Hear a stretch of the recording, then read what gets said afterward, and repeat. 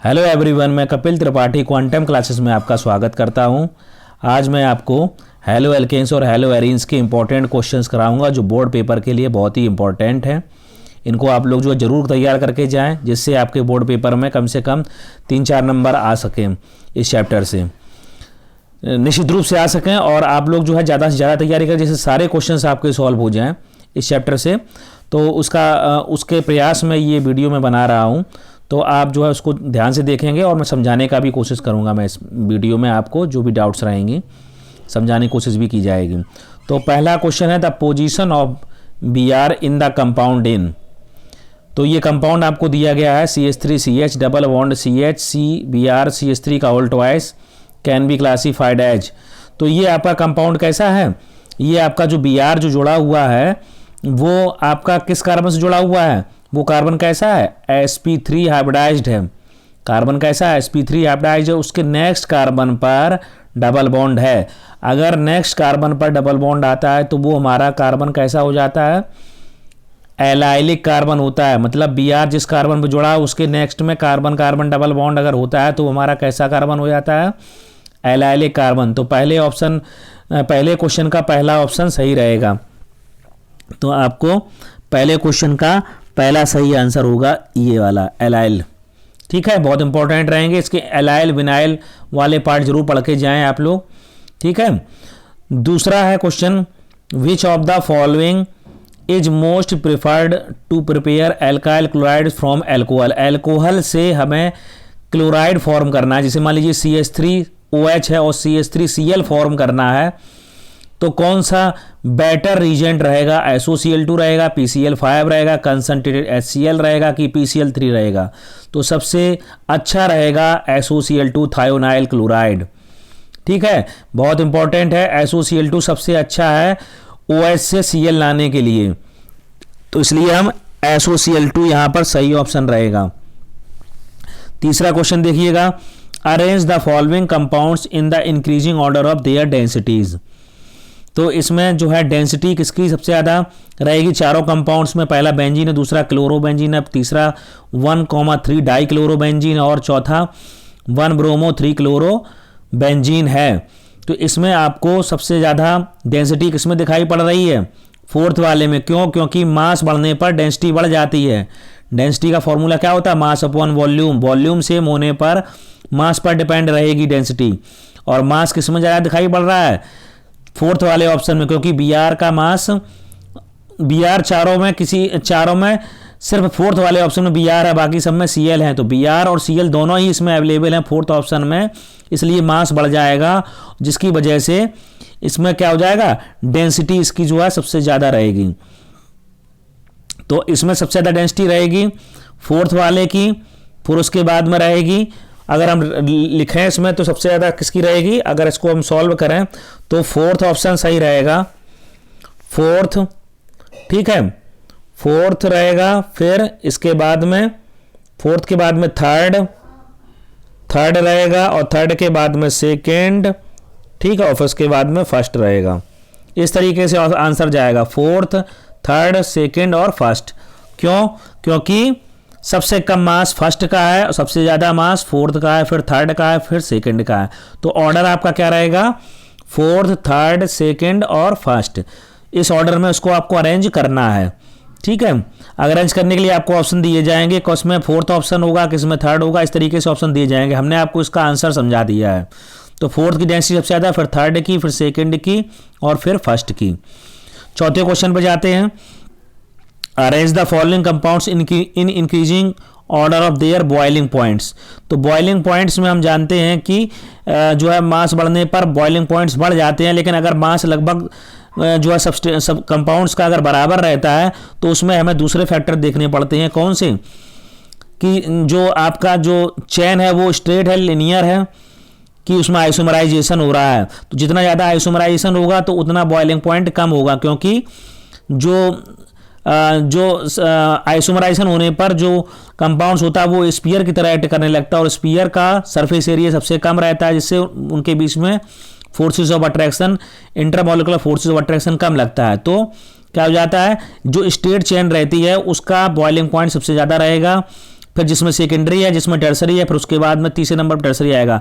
तो इसमें ऑप्शन पहले कौन सा सही होगा, सेकंड, फिर उसके बाद में फर्स्ट और फिर उसके बाद में थर्ड। तो जो ऑप्शन इसमें आपको दिखाई पड़ रहा है वो कौन सा ऑप्शन दिखाई पड़ रहा है आपको इस सब में, इस सब में आपको कौन सा दिखाई पड़ रहा है, सी ऑप्शन सही दिखाई पड़ा है, क्योंकि सेकंड का बॉइलिंग पॉइंट सबसे ज़्यादा, फिर फर्स्ट का और फिर थर्ड का। मतलब थर्ड कैसा है, टर्सरी है, टर्सरी में सबसे ज़्यादा आइसोमराइजेशन हो रहा है। और पहला सेकंड वाला कैसा है, प्राइमरी है, और फर्स्ट वाला कैसा है, सेकेंडरी है। तो प्राइमरी वाला सबसे ज़्यादा बॉइलिंग पॉइंट रहेगा, फिर प्राइमरी वाला कौन है, सेकंड रहेगा, फिर फर्स्ट रहेगा ऑप्शन में। तो ये सी ऑप्शन सही रहेगा आपका, ध्यान रखिएगा कौन सा ऑप्शन सही रहेगा, सी सही रहेगा, ये है सी ऑप्शन। तो सी ऑप्शन आपका सही रहेगा, सी आपने देख लिया होगा, सी ऑप्शन सही रहेगा। ठीक है, अगला क्वेश्चन जाते हैं क्वेश्चन नंबर 5 पर। Chlorobenzene is formed by reaction of chlorine with benzene in the presence of AlCl3, which of the following species attacks the benzene ring this reaction। इस रिएक्शन में जनरली बच्चे क्या कर देते हैं कि अटैक कौन करता है बेंजीन रिंग पे, Cl माइनस नहीं करता है, कौन करता है, Cl प्लस। आप देख लीजिएगा इसको सॉल्व करके, जो रिएक्टेंट है उसमें हम Cl2 लेते हैं और AlCl3 की रिएक्शन कराते हैं। तो ये पहले ये आपका क्या है, कैटालिस्ट है, जो रिएक्शन करता है रिएक्टेंट Cl2 से, और AlCl3 ल्यूस एसिड होता है, तो यहां से Cl को खींच लेता है और Cl प्लस और AlCl4 माइनस जनरेट होता है। लेकिन अटैक कौन करता है, ये आपका इलेक्ट्रोफाइल है, कौन है, इलेक्ट्रोफाइल है ये आपका। तो ये आपका अटैक करेगा यहां पर। तो इसमें ऑप्शन कौन सा सही रहेगा, Cl प्लस आपका सही ऑप्शन रहेगा, निगेटिव मत लगाना, Cl प्लस अटैक करेगा। Cl प्लस क्या है, इलेक्ट्रोफाइल है, इलेक्ट्रोफिलिक अटैक होता है यहां पर, तो Cl प्लस अटैक करेगा। ठीक है, बहुत इंपॉर्टेंट है, ध्यान रखिएगा। Question number 6, which reagent will you use for the following reaction. Butane से हमारा 1 क्लोरोब्यूटेन और 2 क्लोरोब्यूटेन बना है। तो आपको याद होगा कि फ्री रेडिकल क्लोरीनेशन हो रहा है यहां पर, लाइट की प्रेजेंस में होती है यही रिएक्शन, और लाइट आपको दिखाई पड़ रही है किसमें, पहले ऑप्शन में। तो फ्री रेडिकल क्लोरीनेशन जब होता है तो जितने ज्यादा से ज्यादा आइसोमर बनने चाहिए उतने बनते हैं। ब्यूटेन में 2 ही तरीके के क्लोरो आइसोमर बन सकते हैं, एक 1 क्लोरो, एक 2 क्लोरो। 3 क्लोरो और 4 क्लोरो नहीं बन सकता है, 2 तरीके के ही बन सकते हैं जो कि प्रोडक्ट में दिखाई पड़ रहे हैं, 1 क्लोरोब्यूटेन और 2 क्लोरोब्यूटेन। तो इसमें लाइट की प्रेजेंस में फ्री रेडिकल क्लोरीनेशन होता है, तो पहला ऑप्शन इसमें सही रहेगा, ये वाला ऑप्शन सही रहेगा। ठीक है, अगला देख लीजिएगा, बहुत सब इंपॉर्टेंट क्वेश्चन है, बहुत इंपॉर्टेंट है, इनको अच्छे से दिमाग में रखिएगा। विच ऑफ द, 7वां क्वेश्चन देखते हैं, विच of the following alkyl halides will undergo SN1 reaction most rapidly या रेडली। मतलब कौन इसमें जो एल्काइल हैलाइड है जो तेजी से रिएक्शन करेगा। तो आप देख रहे हैं SN1 रिएक्शन में टर्सरी एल्काइल हैलाइड सबसे तेजी से रिएक्शन करता है, लेकिन इन चारों ऑप्शन में टर्सरी एल्काइल हैलाइड हैं, लेकिन जो हैलाइड है, जो हेलोजन है, वो आपका बदल रहा है। पहले में फ्लोरीन है, दूसरे में क्लोरीन है, और तीसरे में ब्रोमीन है, चौथे में आयोडीन है। तो आपका कौन सा सही ऑप्शन होगा, 4th वाला सही होगा, क्योंकि आयोडीन बेटर लीविंग ग्रुप होता है। जब वो CI बॉन्ड इजिली ब्रेक होगा, जब इजिली ब्रेक होगा तो टर्सरी कार्बोकैटायन जनरेट होगा, तब वो SN1 रिएक्शन तब वो रिएक्शन फास्ट होगी, क्योंकि कार्बोकैटायन जल्दी से बनेगा। कौन सा किसमें कार्बोकैटायन जल्दी से बनेगा, डी वाले कंपाउंड में कार्बोकैटायन जल्दी से बनेगा, क्योंकि CI बॉन्ड सबसे इजीली ब्रेक होगा, क्योंकि I is a better leaving group. तो इसमें कौन सा ऑप्शन सही होगा, डी ऑप्शन सही होगा, डी ऑप्शन। अगला देख लीजिएगा, लास्ट क्वेश्चन नंबर 8 देख लीजिएगा। 1 chlorobutane on reaction with alcoholic KOH gives but1-ene butanol, but2-ene और butane-2-ol। तो आपको याद होगा कि ये डिहाइड्रो हेलोजिनेशन रिएक्शन है, बीटा एलिमिनेशन रिएक्शन है। इसमें क्या होता है, अल्फा पोजीशन से Cl और बीटा पोजीशन से H निकलता है, और पूरी रिएक्शन करके बताते हैं आपको। 1 क्लोरो ब्यूटेन है आपका, CH3 CH2 CH2 CH2 Cl, ठीक है, और एल्कोहलिक KOH। तो ये रिएक्शन होगी जाके, तो यहां से KCl निकलेगा और OH बीटा पोजीशन से H को ले जाएगा। तो फॉर्म क्या होगा, एल्कीन बनेगी CH3 CH2 और बीटा पोजीशन से बीटा पोजीशन से क्या जाएगा, H जाएगा तो CH बन रह जाएगा और CH2 यहाँ रह जाएगा, यहाँ से क्या जाएगा Cl, तो यहाँ पर डबल बॉन्ड आ जाएगा, ठीक है, और KCl प्लस H2O निकल जाएगा, ठीक है। तो ये रिएक्शन उसमें आपको क्या जनरेट होता हुआ दिखाई पड़ रहा है, K के साथ में Cl जाएगा और बीटा पोजीशन ये आपका अल्फा है और ये आपका बीटा है, बीटा पोजीशन से H ले जाएगा कौन, OH, तो ये आपका ब्यूट 1 इन फॉर्म होगा। ब्यूट 1 इन ऑप्शन में है क्या, देखिएगा ब्यूट 1 इन ऑप्शन में है, तो ब्यूट 1 इन बनेगा, ब्यूट 2 इन मत लगा देना, ब्यूट 1 इन होगा, बहुत इंपॉर्टेंट है, इसको समझ लीजिए, बीटा एलिमिनेशन रिएक्शन लग रही है इसमें, ठीक है। सब क्वेश्चन बहुत इंपॉर्टेंट है। अगला क्वेश्चन जो है question number 9th, the order of reactivity of the following alkyl halides for SN2 reaction is, तो SN2 रिएक्शन के लिए आप जानते हैं जो है प्राइमरी हैलाइड होना चाहिए, और क्योंकि उसमें स्टेरिक कंटेंस रहता है तो इसमें सारे ही R दिए गए हैं, इसमें प्राइमरी हैलाइड पता नहीं चल रहा है तो सारे ही R कॉमन मान लिए जाएंगे, कोई भी एल्काइल ग्रुप मान लिया जाएगा, लेकिन इसमें सबसे ज़्यादा रिएक्टिव कौन होगा, इसमें भी वही रहेगा, I वाला ऑप्शन सबसे ज़्यादा रहेगा, क्योंकि RI बॉन्ड सबसे जल्दी ब्रेक होगा और जितनी जल्दी बॉन्ड टूटेगा उतनी जल्दी वो रिएक्शन फास्ट करेगा, तो इसमें ऑर्डर आपका रहेगा D ऑप्शन सही रहेगा, D option, RI, RBr, RCl, RF, क्योंकि RI सबसे जल्दी बॉन्ड ब्रेक करेगा इसलिए वो SN2 रिएक्शन भी फास्ट करेगा। सबसे स्लो रिएक्शन रहेगी RF में, सबसे तेज रिएक्शन रहेगी RI में, ठीक है, ध्यान से देखिएगा। अगला क्वेश्चन, क्वेश्चन नंबर 10 है, question number 10, the alkyl halide is converted into alcohol by, alkyl halide से हमें अल्कोहल लाना है तो क्या होना चाहिए, एडिशन से क्या होगा, एडिशन होगा नहीं क्योंकि सिंगल बॉन्ड है इसमें, डिहाइड्रो एलोजिनेशन होगा नहीं, डिहाइड्रो एलोजिनेशन अल्कोहलिक KOH की प्रेजेंस में होता है तो उससे तो डबल बॉन्ड आता है, तो ये होगा नहीं, इलिमिनेशन से भी डबल बॉन्ड आता है, डिहाइड्रो हेलोजिनेशन में भी इलिमिनेशन होता है और इलिमिनेशन खुद फोर्थ ऑप्शन है तो इलिमिनेशन भी नहीं होगा, क्या होगा, सब्स्टिट्यूशन। देख लीजिएगा, मान लीजिए हम कोई एल्काइल हैलाइड ले रहे हैं CH3 CH2 Cl ले रहे हैं और इस पर हमने रिएक्शन कराई एक्वस KOH की, एक्वस KOH लेंगे, अल्कोहलिक नहीं, एक्वस KOH से कराई तो क्या फॉर्म होगा, CH3 CH2 है ना, और OH फॉर्म होगा, KCl निकल जाएगा, सब्स्टिट्यूशन होगा, सब्स्टिट्यूशन OH आ गया, देखिएगा OH आ गया, KCl निकल जाएगा, CH3 CH2 OH आ जाएगा,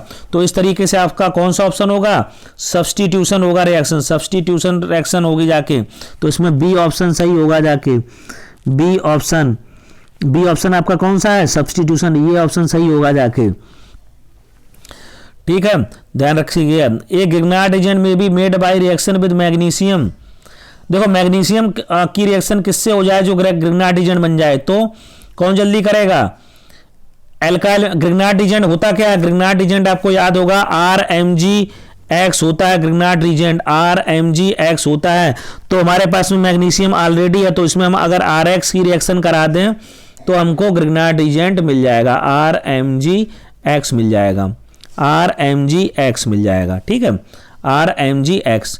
तो ग्रिग्नार्ड एजेंट कैसे फॉर्म होगा, मैग्नीशियम विद एल्काइल हैलाइड, तो इसमें एल्काइल हैलाइड वाला ऑप्शन कौन सा है, एल्काइल हैलाइड वाला ऑप्शन है, इसमें है कि नहीं है, इथाइल आयोडाइड आपका एल्काइल हैलाइड है, ठीक है, इथाइल अल्कोहल नहीं लेंगे, डाइथाइल ईथर नहीं लेंगे, मिथाइल एमीन नहीं लेंगे।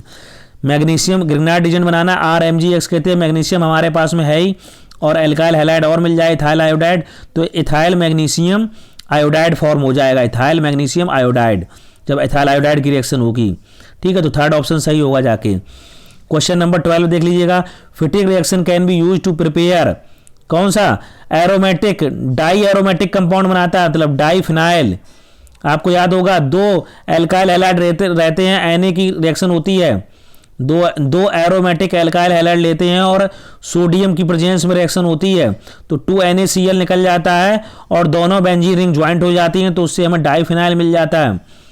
एरोमेटिक जो है कंपाउंड्स बनाने के लिए फिटिक रिएक्शन रहती है, एरोमेटिक कंपाउंड्स, एरोमेटिक जो है कंपाउंड्स बनाने के लिए डाईफिनाइल, जैसे कि डाईफिनाइल इसमें आ रहा है, एरोमेटिक तो आपका एस्टोफिनोन और क्लोरोबेंजीन में भी हम देख सकते हैं, लेकिन डाईफिनाइल 2 रिंग ज्वाइंट होंगी। अगर आपको चेक करना है तो चेक करवा सकते हैं डाईफिनाइल की रिएक्शन कैसे बनेगी। आप जो है इसको लेंगे क्लोरोबेंजीन Cl + 2Na और Cl और 2Na के साथ में रिएक्शन होगी ये पोर्शन निकल जाएगा तो ज्वाइंट हो जाएगी क्या, रिंग्स ज्वाइंट हो जाएंगी, डाइफिनाइल फॉर्म हो जाएगा, डाइफिनाइल फॉर्म हो जाएगा या बाइफिनाइल। ठीक है, तो इस तरीके से ये आपका डाइफिनाइल फॉर्म हो जाएगा, 2NaCl निकल जाएगा, बेंजीन रिंग ज्वाइंट हो जाएंगी। तो बेंजीन रिंग ज्वाइंट होने पर हमारा जो ऑप्शन आएगा वो डाइफिनाइल होगा। ऑप्शन कौन सा होगा, diphenyl. Fittig reaction can be use to prepare toluene no acetophenone. Acetophenone में फ्रीडल-क्राफ्ट रिएक्शन होती है, फ्रीडल-क्राफ्ट एस्टाइलेशन, तब बनता है एस्टोफिनोन। यहाँ पर जो है डाइफिनाइल फॉर्म होगा। अगली रिएक्शन है क्वेश्चन नंबर 13, क्लोरोप्रोपेन दिया है, इसका एल्कोहलिक KOH रिएक्शन कराएंगे तो B मिलेगा, और B पर जब हम HBr रिएक्शन कराएंगे, HBr रिएक्शन किस पर होती है, एल्कीन पर। HBr की रिएक्शन कराएंगे तो हमको जो है एडिशन रिएक्शन कराएगा, उसके बाद में उस पर करानी है रिएक्शन किसकी, जो है जो आपके पास में एल्काइल हैलाइड मिलेगा उसकी रिएक्शन करानी है, तब उसके आपसे कौन मिलेगा कंपाउंड, इसकी रिएक्शन करा के देखते हैं। रिएक्शन करा के इसकी देखते हैं, इसमें क्या होता है कि बड़ी रिएक्शन है, थोड़ी सी इंपॉर्टेंट है। देखो CH3 हमारे पास में कौन सा रिएक्टेंट देख लीजिएगा आप, CH3 क्लोरोप्रोपेन है, तो क्लोरोप्रोपेन हमने लिया CH3 CH2 और इस पर एल्कोहलिक KOH कराया, तो यहाँ से अल्फा से Cl, बीटा से H जाएगा, तो क्या बनेगा, प्रोपीन बनेगा, CH3 CH double bond CH2, और इस पर HBr की रिएक्शन होगी तो ये मार्कोनिकॉफ हो जाएगा, Br यहाँ लग जाएगा, CH3 CHBr CH3। ठीक है, और इस पर रिएक्शन कराएंगे अगर हम किसकी, इस पर रिएक्शन हम कराएंगे किसकी कराएंगे, Na की रिएक्शन कराएंगे तो बोर्ज रिएक्शन हो जाएगी, बोर्ज रिएक्शन लगेगी, तो क्या होगा CH3 CH3 और Br 2Na और फिर CH3 CHBr और फिर CH3, तो ये आपका रहेगा।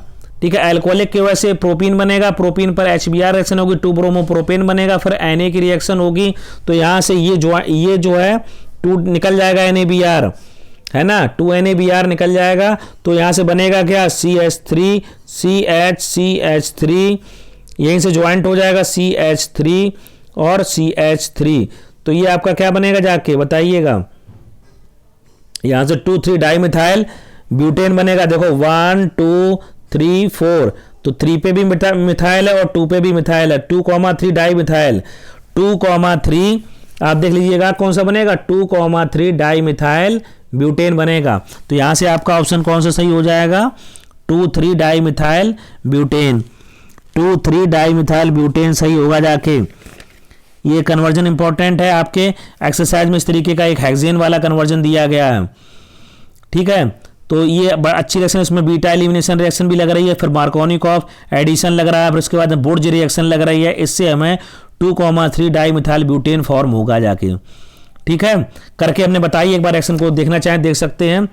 एल्कोहलिक KOH की रिएक्शन कराई, प्रोपीन बना, फिर HBr की रिएक्शन कराई, 2 ब्रोमोप्रोपेन बना, Na की रिएक्शन कराई, बोर्ज रिएक्शन कराई, तो 2NaBr निकल गया और वहीं से वो CH ज्वाइंट हो गए, इससे 2,3 डाइमिथाइल ब्यूटेन फॉर्म हो गया। ठीक है, तो ये आपका ऑप्शन सही हो जाएगा, 2,3 डाइमिथाइल ब्यूटेन। अगला देखते हैं, अगला भी डाइपोल मोमेंट पे रिलेटेड क्वेश्चन है, which of the following are arrange in the decreasing order of dipole moment. तो डिक्रीजिंग ऑर्डर में डाइपोल मोमेंट बताना है, और डाइपोल मोमेंट हमारा किस पर डिपेंड करता है, डाइपोल मोमेंट किस पर डिपेंड करता है, 2 फैक्टर पर डिपेंड करता है।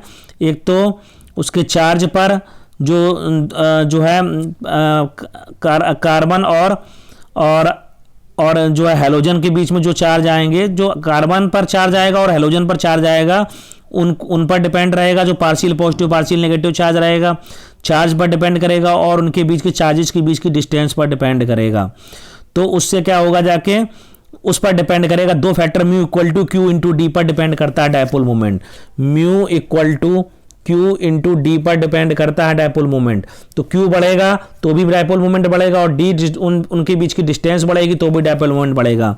लेकिन यहाँ पर फैक्टर लगता है क्या, CH3Cl जो है सबसे ज़्यादा रहता है, क्योंकि उसमें डिस्टेंस भी रहती है और चार्ज भी हाई रहता है, इसलिए CH3Cl सबसे ज़्यादा डाइपोल मोमेंट करेगा, फिर CH3F जाएगा, फिर CH3Br जाएगा। क्योंकि CH3F में चार्ज बहुत ज़्यादा रहेगा, डिस्टेंस भले ही शॉर्ट हो जाएगी लेकिन चार्ज बहुत हाई होने की वजह से ओवरऑल म्यू ज़्यादा रहेगा। फिर CH3 का तो बी ऑप्शन आपका सही होगा जाके, बी ऑप्शन।